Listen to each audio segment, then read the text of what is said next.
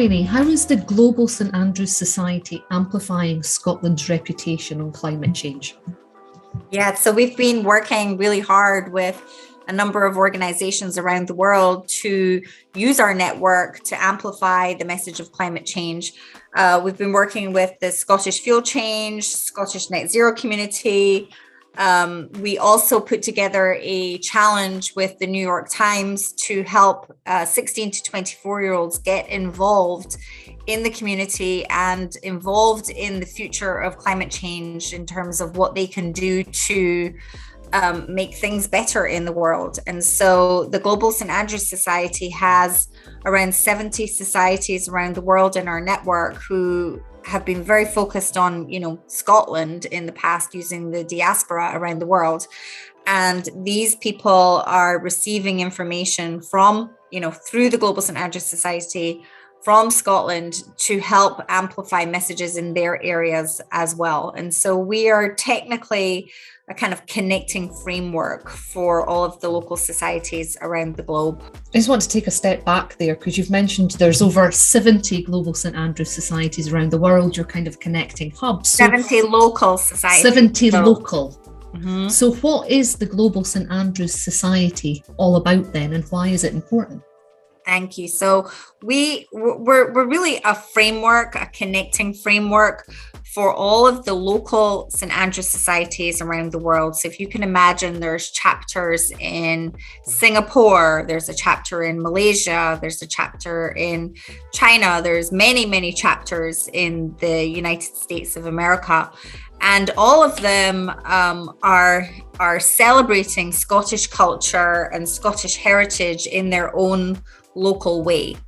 And so, I've spoken to many of the societies, and while their mission and their memberships kind of vary, they all still share the same Scottish common values to support Scottish culture, to share Scottish culture, and to celebrate in their local communities with the Scottish diaspora that they have.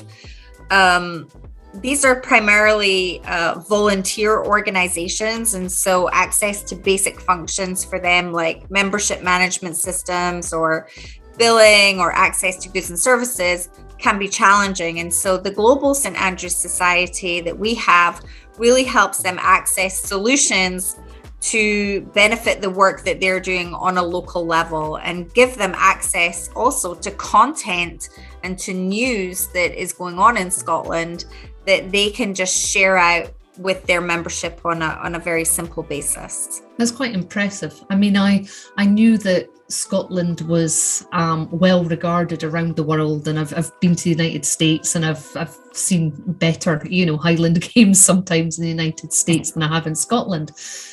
But to really realise that scope of 70 chapters that you've got and a global community all connecting, that's really impressive. And you talked there about celebrating Scottish culture and sharing news about what's going on. So a lot of the time when people think about Scotland, they think about tartan, they think about bagpipes, they think about Loch Ness Monster, might even go on a few more in terms of the stereotypes that we've got. But what really is the reputation of Scotland on a global platform? That is such a great question. Scotland, its brand perception outside of Scotland, there's a lot of people who do think haggis, tartan, whiskey, bagpipes, Nessie. And that's probably the first thing that they think when they think of Scotland, in addition to our great castles and scenery. And it's not known as well for its innovation and its leadership in technology. And I think I'm both kind of enamored and frustrated at times with the international perceptions of Scotland as a country by many people around the world who have or have not visited and spent time with Scots. We have a great legacy in, the tartans and the whiskies behind us. But what is most important to me now, and I think to many people specifically when it comes to climate change, is that we not only focus on our past and our heritage, but we spend more time pointing to the future. Scotland has a great number of inventors. We're a nation of inventors. And at this time, it's important that we really focus on our contributions in the technology on the global stage with respect to climate change and share that message out. I know that we're doing, awesome things like the tidal power solution that's positioned off the Orkney Islands in the North Sea, built by Scotland's orbital marine power. That's just one example of great technology that Scotland is building right now that should be amplified around the world. There are many things that we're doing that we may not be the leader in terms of doing it and making a difference in the world, but our technology can really make the difference with other countries as well. And I think that this is really where we are. It's so important to start looking forward instead of spending our time, looking in the rearview mirror.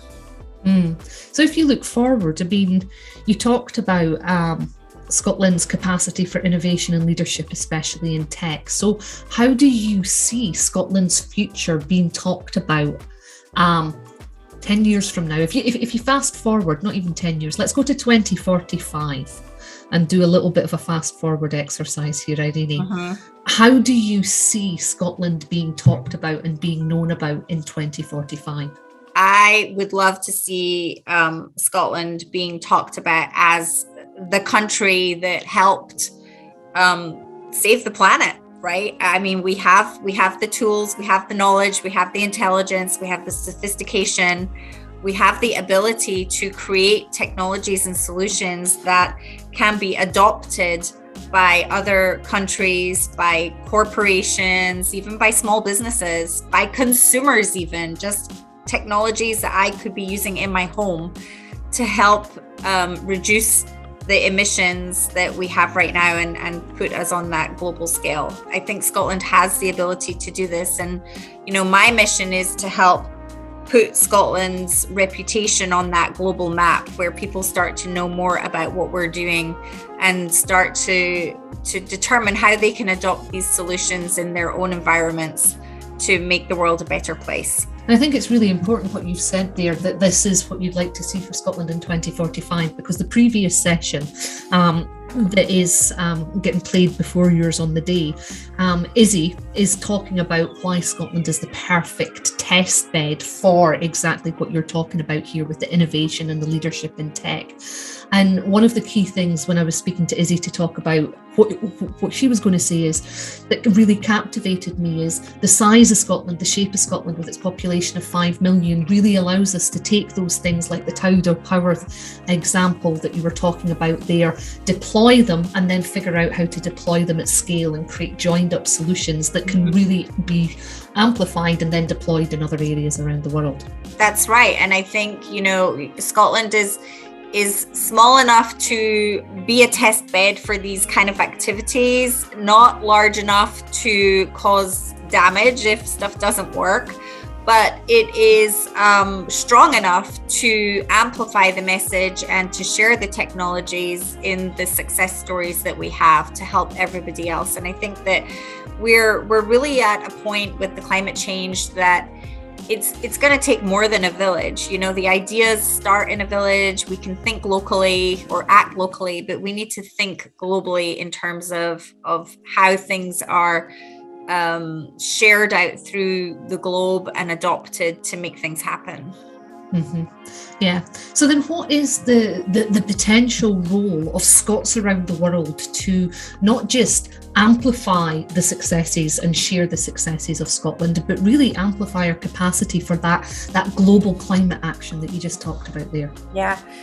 There's a lot that people can do to just even get involved, to start in their local communities, create groups, create messaging, work with small businesses or corporations to start adopting activities that will contribute to lower emissions. It's even if everybody took like one less flight a year, that would make a big difference, and there are things that everybody can be doing in their home. There are things that people can be doing in their small business, and there are certainly things that corporations can be doing to help lower the emissions. And so by sharing the ideas and the concepts that come out of Scotland, we can help to encourage more active participation around the world as well.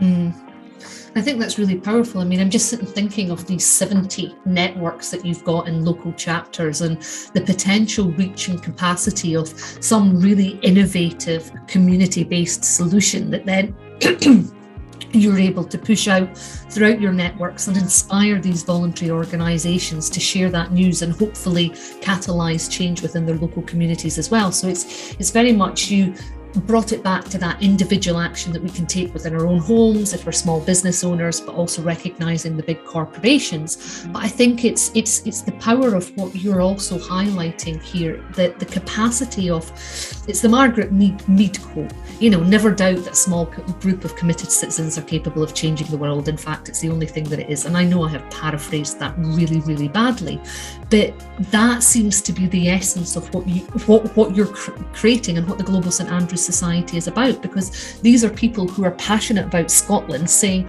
we're going to come together as voluntary organisations so that we can share Scotland's reputation, share Scotland's brand. They're embedded in their local communities, so when there are these innovative solutions that are coming out of Scotland, they've then got the networks to go and say, look, how do we start deploying this in our own community? We know it works, and I mean, imagine the potential. I'm getting quite caught up in the thought of here's a really innovative community-based solution, and then it can be deployed throughout 70 local communities, for example, through the Global St Andrews Society. And then what really would be the potential of that if you're measuring carbon emissions and how you could actually track and monitor that?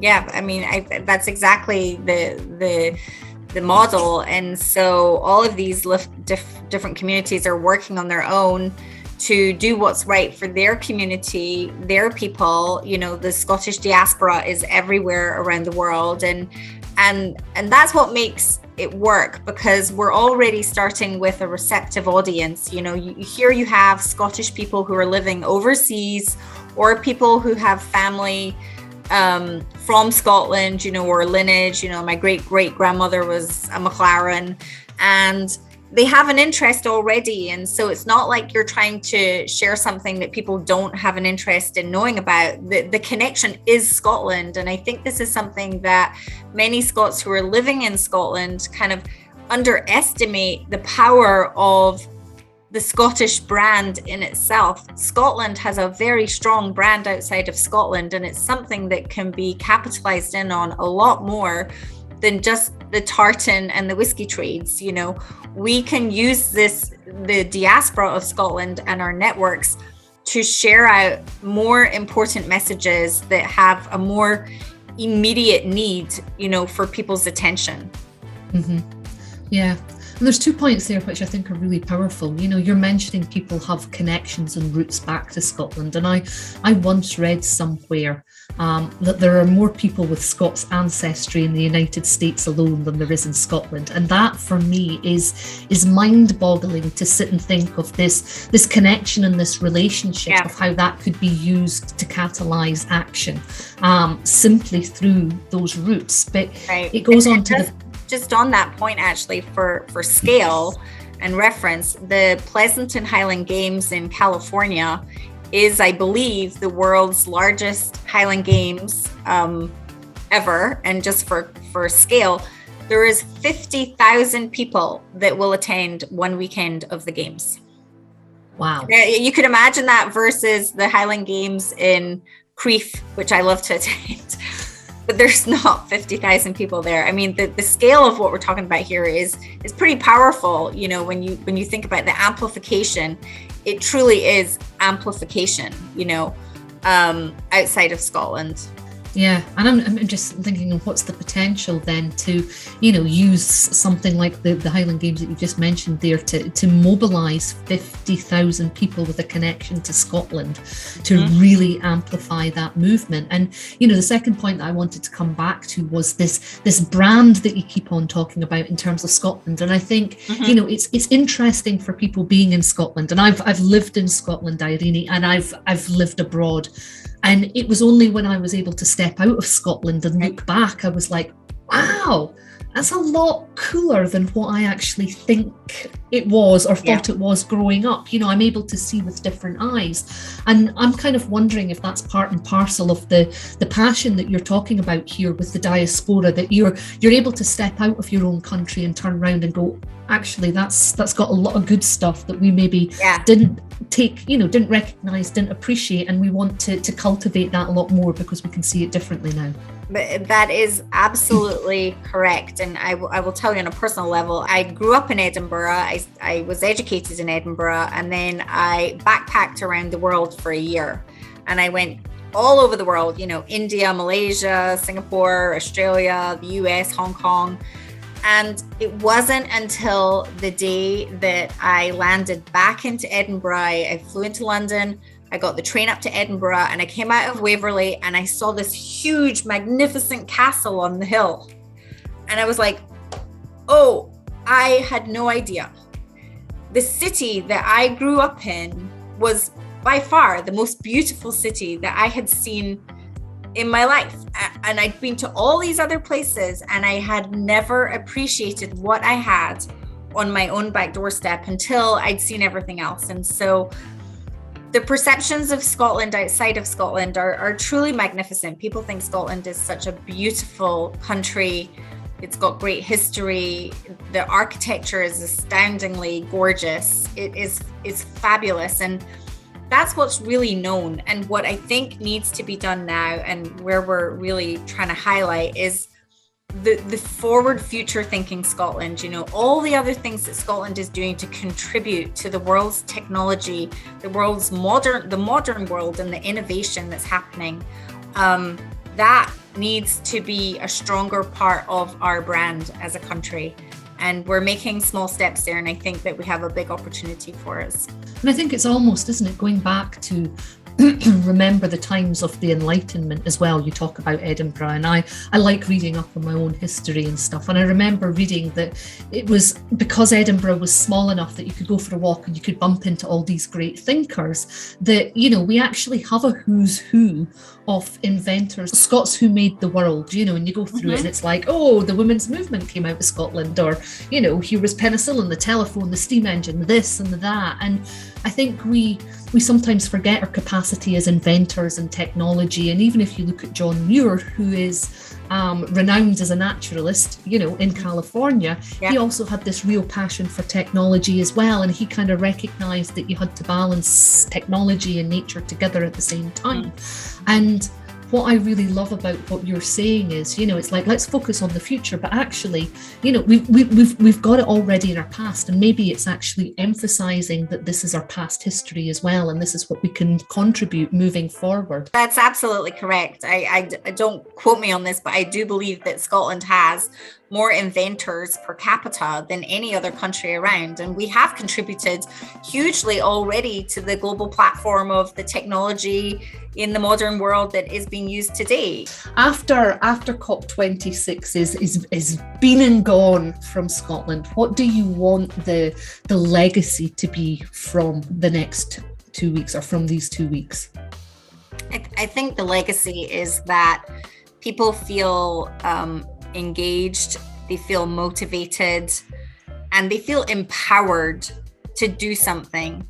Right now, I'm concerned that too many people feel that something very desperate needs to be done, but nobody has the power to do it themselves. And I'm really hoping that out of COP26, that every single person who has attended feels that there is something that they can contribute to make the world a better place.